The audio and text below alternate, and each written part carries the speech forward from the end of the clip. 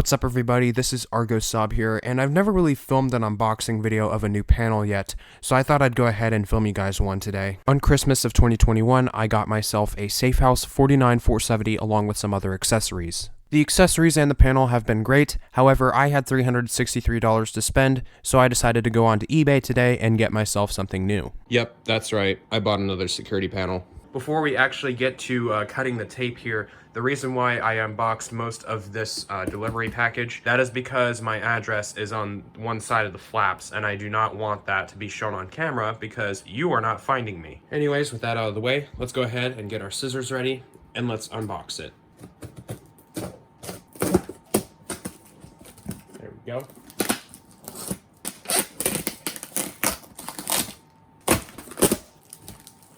Look at how much packaging is in here. Let's go ahead and remove all the wrapping here.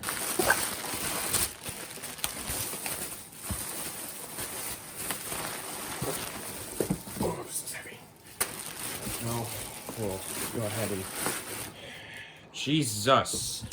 Look how much wrapping is in here. Well, very protected, as you can clearly see. Alright, box is out of the way. Let's go ahead and take the main box over here. Oh, it's slippery. And there it is. That's what I bought. So, what is in here? This is a Safehouse 49485. It is a 8-zone control panel. It's pretty much just 4 more zones than that over there. Anyway, let's go ahead and get the wrapping off, and let's go take a look at the box. You can tell someone was smart when they packaged this thing. This thing is packaged extremely good and extremely protective. There we go. Move that back to the center. And there it is, the 49485. So the first thing that you can see here on the box is the Safehouse logo up there, 8-zone plus remote keypad, burglar fire alarm control center. It's a low cost, whole house protection, and it's an easy do-it-yourself system. Down here, we have the little feature thing that I'm not going to read. So if you want to pause to read, you can go ahead and do that.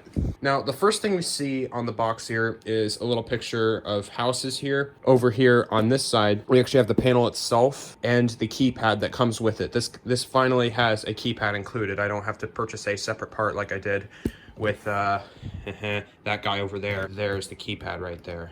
And of course it's out of focus. Now I am aware that there is a hole up here in the corner, and that's because this box has been sitting forever, not being used. So that's kind of expected. And also because Radio Shack doesn't make these things anymore, so you can't buy the box brand new. It's not going to be like that, so because it's not 1980. Before we get to unboxing the actual box here, you can see we have the remote control panel. We have the transformer right here, and this transformer is compatible with the 49475.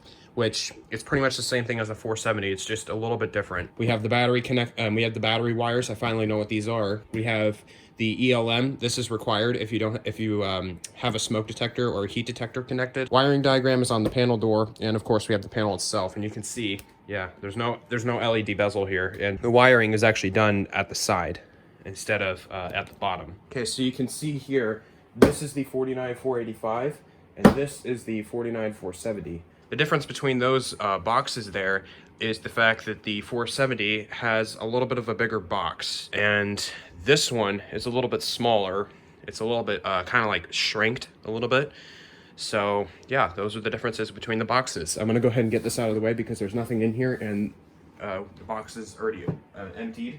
We'll go ahead and get to unboxing that. We have a pull tab right there. There's another one on that side. Let's go ahead and pull this one because this one I feel will be easier to open. As I say that, it's not. There we go. These are really stiff. We're going to bend that so that doesn't go back in. Okay. First thing we have in here is foam, of course. And, of course, we have to do this because it's not going to work.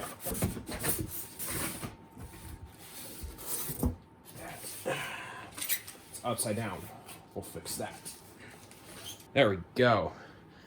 Unboxed. We'll get to the panel that is upside down in a minute. Let's go ahead and take a look at this command center here. That's what they call it. Now, first thing I noticed here, this thing is actually way bigger than I thought it would be. It's literally the size of my hand. My hand's this large. Literally the size of it. That is crazy. We also have a shopping list right here to show you what is available, so you can see what things you can add to it. There's a lot. On the other side, you have your security system worksheet, so you can assign some things here and write it down. And there's a little bit more extra pages in here as well. Let's take the foam off of the panel here, just like that. And we'll take the other foam off just like that. All right, and there it is. Now the first thing I notice here is that there's no LED bezel, and also this thing is it looks like it's bigger than the 470. The 470 is just a little bit tinier. This one definitely feels bigger. It's something there. I don't know what that is. We'll take it out. All right, I removed whatever that was. It was a fake bug, which is always nice. We'll go ahead and take this out of the wrapping here, just like that. The thing's heavy. Heavier than my other panel. So since this is an 8-zone panel, you're not really able to fit any like LED board here. So instead what they stuck here, because they didn't want a blank piece right here, they stuck the Safe House logo here and also what it actually is. Let's go ahead and open this up here. That looks way different than the 470. The 470 has like everything up here, and then down here is actually the terminal board. This one actually has the terminal board on the side, on the sides of the panel. So on the front part of the panel, on like the top, we have the master code reset, which will reset the code back to 1234 in case you make a typo. Finally, because with that panel right there, if you make a typo while entering your new code, you actually have to shut the panel off. So yeah, that's how you deal with that. But with this one, I think you actually just stick something in here and it will reset the code for you. And with this system fire reset, this will just silence the fire alarm and will reset the smoke detectors. So that's pretty cool. Over here you have your wiring diagram right there. Shows you which thing is which.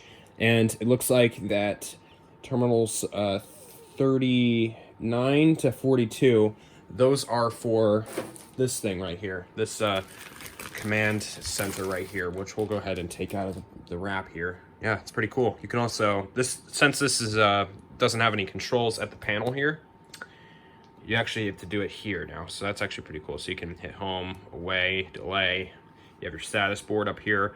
Little thing here, I think this is meant to take the thing off, but well, I'm not gonna touch that. We have the pre-alarm sounder down here, and we have the little zone reader right here to tell you what zone's ready to arm, what zone is violated. Little number pad right here. We have the emergency buttons right there to trigger a panic. And then on the back here, what is the model number for this? It does not have a model number? I don't think it does. No, it doesn't. But that's okay, because we don't need to worry about it right now. But yeah, that's the panel right there. Now under this foam here, I think should be the transformer. Yep. Pretty much the same as my other one right here. Nope, I'm actually wrong. This one is designed a little bit differently than the 470 transformer. Got the little reset button right down there. That's in case the breaker pops. It takes 120 volts and the output is 12 volts. So that's pretty cool. Also, the other thing I like about this transformer, they protected the prongs here, which I'm gonna have to remove that, but they protected the prongs and they also protected the screws. Right here should be the ELM. Yep, it is. Let's go ahead and take that out. Yeah, pretty cool. The only difference with this is that this one doesn't have the model number on this, so it's a little bit different. Let's go ahead and open it real quick. There we go. And I believe we could just open this up like this. Yep, there we go. That board, a little bit lighter than the 470's board. The 470's board is a little bit darker than this. But overall, it's not that different. On the back, you have your UL listing right there. And we'll go ahead. So yeah, that's the end of line module. Now, I believe we could just take this piece out right here. Yep. We have our battery connectors. We have some screws. Not sure what those screws are for, but we'll figure that out. Anyway, I believe we can remove the foam now because we're done with it. There we go.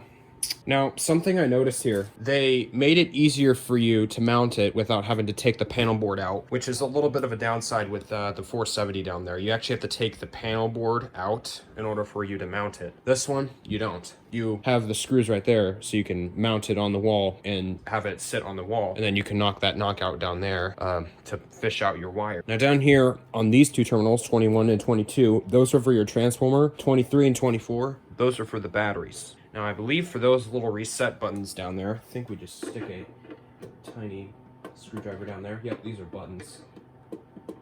It's nice that they actually sunk it in here, but if you don't have a screwdriver that doesn't have a stick out like this, you're kind of screwed. So get a screwdriver that is like this. Now back to this. I believe that you can actually take the oh yeah, you can. Wow. You have a quick reference right here, and yeah, you have more access to the buttons right here. And then when you're done, you can just stick the thing right back on it, lock it in place. That's pretty cool. So yeah, guys, that's it for the unboxing part. I've been wanting one of these panels for quite a while, and now I finally have one.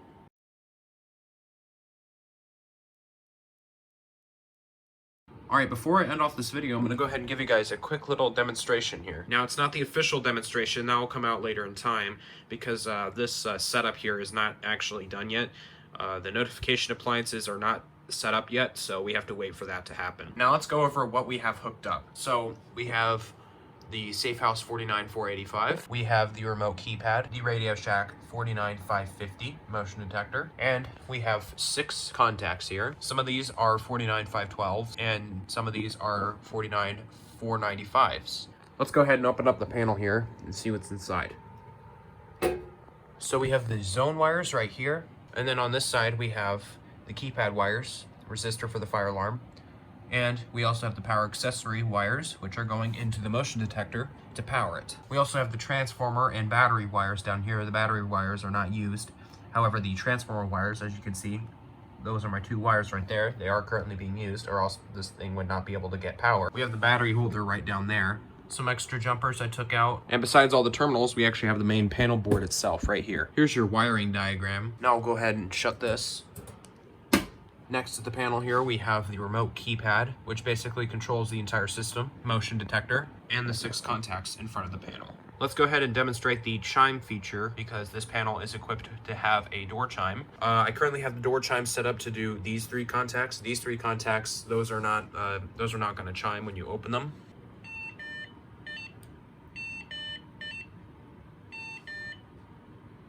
Forgot to mention, this motion detector and the 3 contacts do not chime. I'll prove it to you that they don't chime.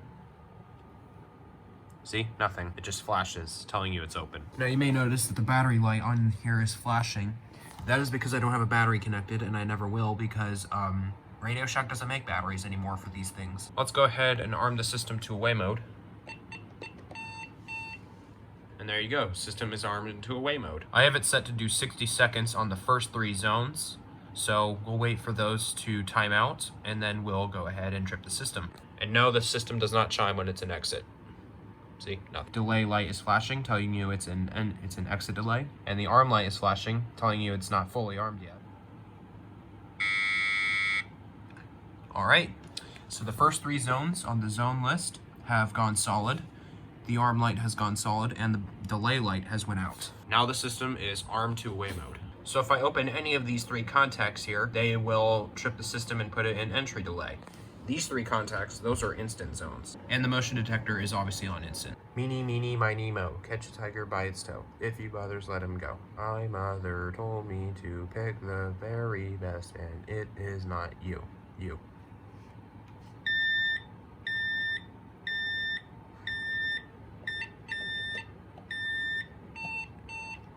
So as you saw, the system went into entry delay, and zone 2 was flashing, telling you that it was opened, and it was the cause of the entry delay. Now, if the timer ran out, the beeping noise would actually stop, and the siren would turn on. Let's go ahead and arm the system again.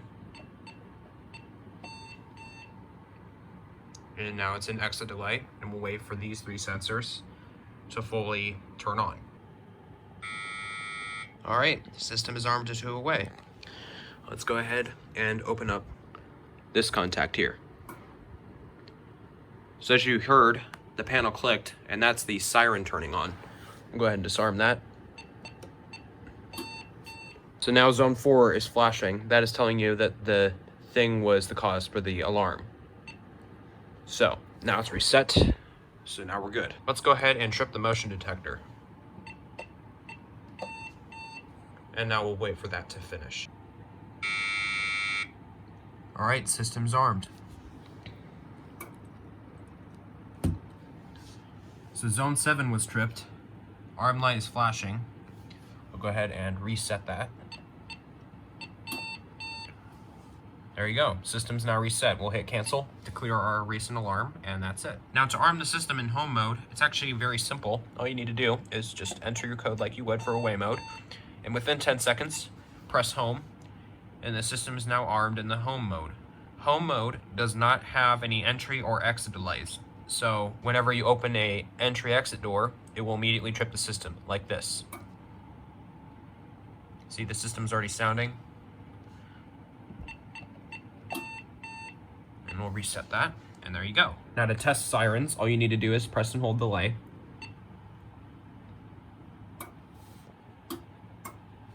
You hear clicking inside the panel. That is the siren. Now to change your code, all you need to do is to enter programming.